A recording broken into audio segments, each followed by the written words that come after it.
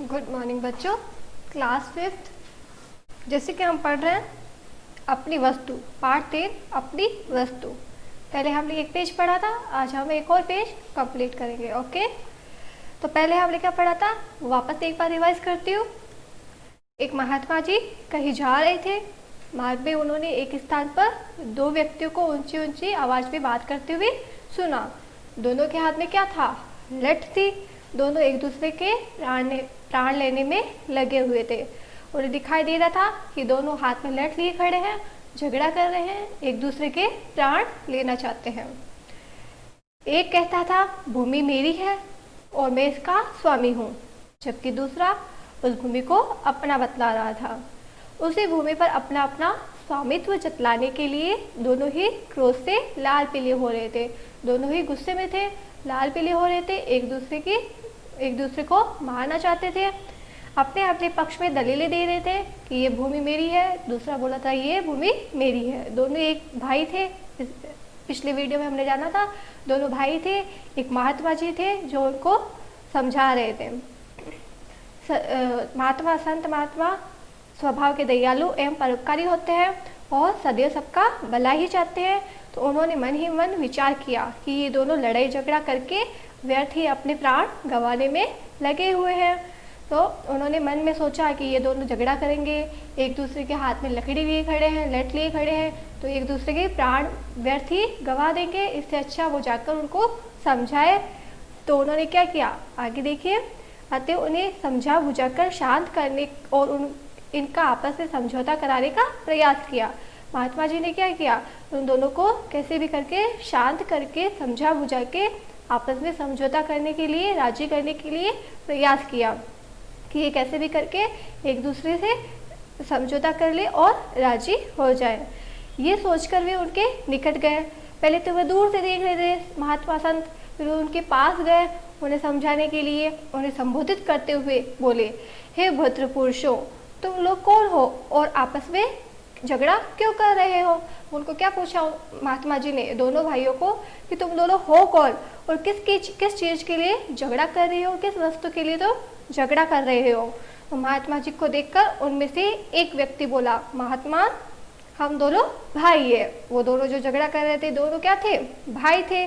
तो उन्होंने महात्मा जी को अपना परिचय दिया और बताया कि हम दोनों भाई है। हमारे पिता ने भरते समय अपनी संपत्ति का जो बंटवारा किया था उसके अनुसार इस भूमि का मालिक मैं हूँ। जो एक व्यक्ति अपना परिचय दे रहा था, अपने दोनों के बारे में बता रहा था कि हम दोनों कौन है, हम दोनों भाई हैं। तो उसने बोला कि जब पिताजी ने मरते समय ये संपत्ति का जो बंटवारा किया था, जो हिस्सा किया था, उसके अनुसार इस भूमि का मालिक कौन है? मैं हूँ। फिर भी ये व्यर्थ ही झगड़ा कर रहा है, फिर ही बिना मतलब का झगड़ा कर रहा है। दूसरा व्यक्ति तत्काल चिल्ला उठा।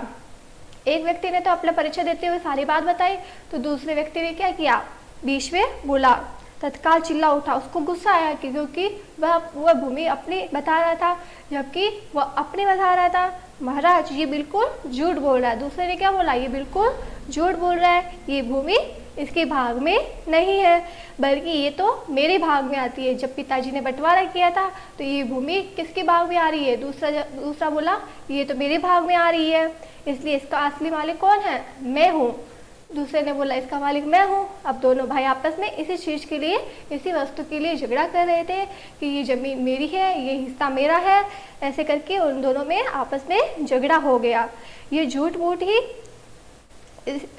ही इसे अपनी बतलाकर मुझे डरा धमका कर इसे हड़पना चाहता है। उसने क्या बोला, मेरा भाई है जो मुझे झूठ मूठ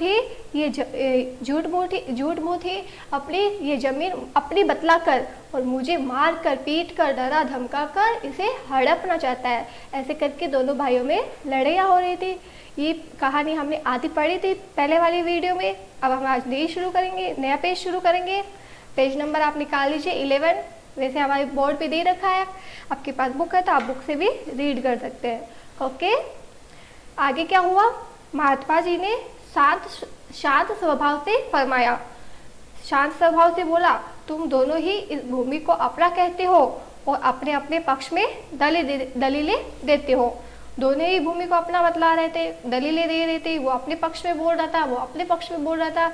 वो बोल रहा था मेरे पिताजी ने ये मुझे दी है, वो बोल रहा है ये ज़मीन मुझे दी है मेरे हिस्से में। ऐसे करके दोनों में झगड़ा हो रहा था और अपनी अपनी दलीलें उस महात्मा को बता रहे थे। ऐसे तो इसका निर्णय कभी नहीं होगा। किसने बोला था? महात्मा ने बोला, अगर ऐसा झगड़ा करोगे, अपने अपनी दलीलें दोगी, अपने अपने पक्ष में बोलोगे, ऐसा तो इसका निर्णय हो नहीं सकता। इसलिए अच्छा यही रहेगा कि जिस भूमि के लिए तुम दोनों मरने मारने पर उतारू हो, जिस जमीन के लिए तुम दोनों आपस में मारना चाहते हो, एक दूसरे को मरने पर उतारू हो रखे हो, उसी से ही यह पूछ लो कि उसका असली मालिक तुम दोनों में से कौन है। तो उसने क्या बोला महात्मा ने, तुम दोनों आपस में झगड़ा कर रहे हो, आपस में मारने में उतर आए हो, इससे अच्छा इस जमीन से ही पूछ लो तुम इसका मालिक कौन है। वह स्वयं ही इस बात का निर्णय कर देगी। उनको लगा कि ये जमीन बोलेगी और वह स्वयं ही इस बात का निर्णय करेगी। कुछ पल तक तो दोनों महात्मा जी की भुक्कियों ताकते रहे, उसका मुंह देखते रहे महात्मा जी का। अब आपको भी बोलेंगे कि जमीन बोलती है, जमीन तो बोलती नहीं है। तो वो भी ये सोच रहे थे कि जमीन कैसे बताएगी कि इसका मालिक कौन है। महात्मा जी ने तो बोल दिया कि तुम दोनों व्यर्थ ही झगड़ा कर रहे हो, इस जमीन से पूछ लो कि इसका असली मालिक कौन है। ऐसे महात्मा जी ने बोला तो दोनों भाई महात्मा जी का मुंह की ओर ताकते रहे, मतलब घूरते रहे। ये तो कैसे संभव है, ये तो संभव हो नहीं सकता। फिर बोले किंतु ये कैसे संभव है। दोनों भाइयों ने बोला ये तो संभव हो नहीं सकता। भूमि भी कभी बोलती है, अब भूमि कभी बोलती है, भूमि तो नहीं बोलती। महात्मा जी ने उत्तर दिया हाँ अवश्य बोलती है। फिर दोनों आश्चर्यचकित हो गए, भूमि कैसे बोल सकती है, भूमि कैसे बता सकती है कि इसका असली मालिक कौन है। दोनों आश्चर्यचकित हो गए, दोनों सोच में पड़ गए। दोनों एक दूसरे के मुख ताकते रहे, महात्मा जी को देखते रहे ऐसे करके, परंतु उसकी आवाज़ तुम लोग नहीं सुन सकते। महात्मा जी ने क्या बोला, वो जवाब देगी, वो बोलेगी, परंतु इसकी आवाज़ तुम दोनों नहीं सुन सकते। कि तुम दोनों नहीं सुन सकते, हम सुन सकते हैं। मतलब महात्मा बोल रहा है मैं सुन सकता हूँ, ये जमीन किसकी है हम सुन सकते हैं। किंतु ये बताओ कि जो भी निर्णय देगी भूमि, जो भी निर्णय देगी भूमि का जो भी फैसला होगा, क्या तुम दोनों को मान्य होगा। महात्मा जी ने क्या बोला, भूमि बोलेगी, अवश्य बोलेगी। जब वो अपना फैसला सुनाएगी, जब उसका निर्णय होगा, उसको आप मानोगे, उसको आप मान्य दोगे। दोनों भाई इस बात पर राजी हो गए। उनको लगा सच में भूमि बोलती है, भूमि निर्णय देगी, उसमें वह अटल रहेंगे, उसको पूरा करेंगे और वो उसको ही जमीन दे देंगे। भूमि अगर निर्णय देगी, अगर इस भाई को देगी तो हम राजी रहेंगे, उसको देगी तो राजी हो जाएंगे। ऐसे करके दोनों को महात्मा जी ने बताया। जब महात्मा जी बोले मुझे बहुत जोरों की भूख लग रही है, इसके बीच अचानक क्या हुआ, महात्मा जी बोले मुझे तो भूख लगी है, पहले मुझे भोजन कराओ। तो महात्मा जी उन दोनों को बोले कि पहले मुझे भोजन कराओ, मुझे बहुत जोर से भूख लगी है। वे बोले भूमि का निर्णय हो जाएगा, फिर आपको डटकर खाना खिलाएंगे। महात्मा जी को दोनों भाइयों ने बोला पहले भूमि का निर्णय कर लीजिए आप, उसके बाद में आप जितना बोलोगे हम खिलाएंगे। महात्मा जी ने कहा भूमि का निर्णय तो हो ही जाएगा, वह कहीं भागे थोड़ी जा रही है। तो वो बोल रहे पहले मुझे खाना खिलाओ, इसका निर्णय तो आगे हो जाएगा। भूमि कौन सी भागे जा रही है, कौन सी कहीं जा रही है, पहले भोजन हो जाए। महात्मा जी क्या चाहते थे, पहले भोजन करना चाहते थे, क्योंकि उनको बहुत तेज भूख लगी थी, ताकि मन मस्तिष्क कुछ ठिकाना रहे, ताकि मन और मस्तिष्क दोनों क्या ठिकाने आ जाए। उनको सोचना पड़ेगा कि इसका क्या करना आगे। इसलिए तुम दोनों अपने घर से भोजन ले आओ। दोनों को अपने घर भेज दिया और क्या बोला कि तुम दोनों भोजन लेकर आओ, तब तक हम यही बैठे हैं। महात्मा जी वहीं बैठ गए। ये कहकर महात्मा जी एक पेड़ की छाया में बैठ गए। महात्मा जी ने उन दोनों को घर पे भेज दिया खाना खाने के लिए और खुद कहा वहीं बैठ गए पेड़ की छाया के नीचे।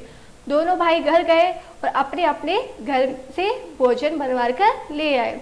दोनों भाई अपने अपने घर चले गए, फिर महात्मा जी के लिए अच्छा भोजन बनाया और वहाँ से लेकर वापस वही पेड़ के नीचे पहुँच गए। महात्मा जी ने उन दोनों को बैठ जाने को कहा। तत्पश्चात उन्होंने भोजन के 3 भाग किए। कितने भाग किए? 3 भाग किए और दोनों भाइयों को भोजन कराने का आदेश देकर स्वयं भी भोजन करने लगे। दोनों भाइयों को बोला तुम भी भोजन कर लो और स्वयं मतलब खुद भी भोजन करने लग गए। उनका भोजन का कितने भाग किए? 3 भाग, दोनों भाइयों के लिए, खुद के लिए। इस प्रकार ऊपर की सब बातचीत तथा भोजनादि में लगभग 2 घंटे लग गए। इस बीच में भोजन करते रहे, ऊपर की कुछ बातें करते रहे, जैसे कुछ भी बातें करते रहे, ऐसे करके उन्होंने कैसे भी करके 2 घंटे लगा दिए। महात्मा जी ने कुछ सोच रखा था आगे, इसलिए उन्होंने कैसे भी करके उन दोनों को शांत करने के लिए भोजन मंगवाया और भोजन किया और उनको बातों में लगाया ताकि उनका गुस्सा थोड़ा शांत हो जाए। ये महात्मा जी ने सोच समझ के किया था। महात्मा जी की इस समस्त कार्यवाही का उद्देश्य केवल यह था कि दोनों का क्रोध कुछ कम हो जाए। ओके, क्या हुआ, महात्मा जी ने ये खाने का क्यों बोला कि मुझे बहुत जोर से भूख लगी है, तुम खाना लेकर आओ। फिर वो खाना खाने लगे, उसके 3 हिस्से किए, फिर उनको भी खाना खाने के लिए बैठा दिया, खुद भी खाना खाने के लिए बैठ गए। ऐसे करके फिर कुछ बातचीत करने लग गए। 2 घंटे उन्होंने कैसे भी निकाल दिए ताकि धीरे धीरे उनका गुस्सा शांत होने लगे, शांत हो जाए और उसका क्रोध कुछ कम हो जाए, ताकि उन्हें समझाया बुझाया जा सके। क्रोध में जो कुछ समझाया नहीं जा सकता, शांत होने के बाद में उनको कुछ शांति से समझाया जाएगा। इसलिए उन्होंने उन दोनों को शांत करने का एक उपाय, एक तरीका देखा और हुआ भी वही। वो दोनों शांत हो गए, आपस में बात करने लगे और उनका गुस्सा खत्म हो गया था थोड़ा थोड़ा। अब वो आराम से बात कर रहे थे। वे दोनों जब भोजन से निवृत्त हुए तो काफ़ी शांत थे। जब भोजन कर लिया उन लोगों ने तो वह कुछ शांत हो गए, कुछ क्या काफ़ी शांत हो गए थे। उन्होंने महात्मा जी के चरणों में विनय की, प्रार्थना की और बोला, महाराज ये भूमि तो कुछ बोलेगी नहीं, इसलिए आप ही इस हमारा निर्णय कर दीजिए। उनको पता था भूमि तो कुछ बोलेगी नहीं, तो महात्मा जी के ऊपर ये निर्णय छोड़ दिया और बोला कि इसका निर्णय तो आप कीजिए। ओके, आज हम इतना ही पढ़ेंगे। इसके आगे वाले वीडियो में आगे वाला पेज पढ़ेंगे। तो आज हमने क्या देखा कि दोनों भाई अपने अपने दलीलें दे रहे थे, अपने अपने पक्ष दे रहे थे।